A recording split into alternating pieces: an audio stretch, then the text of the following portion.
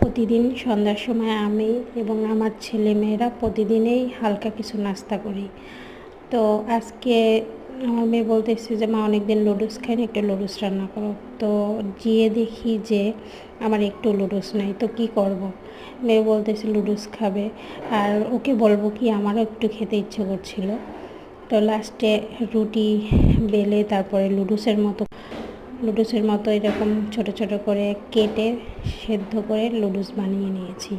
আসলে বাচ্চারা যখন খেতে চায় বা নিজেরও খেতে ইচ্ছে করে, আসলে বাসার জিনিস থাকলে কিছু না কিছু করা যায়। হয়তো একটু আইডিয়া বা নিজের থেকে যদি একটু কিছু করা যায় তাহলে কিন্তু ভালো হয়।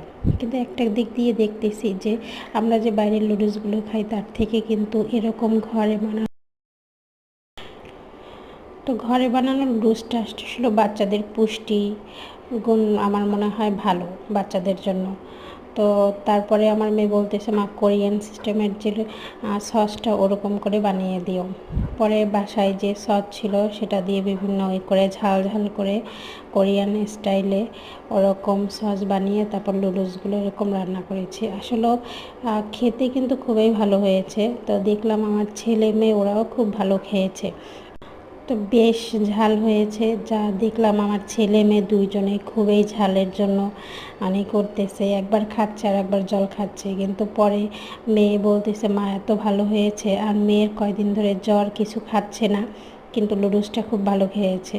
যদি ভিডিওটি ভালো লাগে অবশ্যই লাইক কমেন্ট শেয়ার করবেন এবং সাবস্ক্রাইব করে সবাই পাশে থাকবেন। ধন্যবাদ সবাইকে।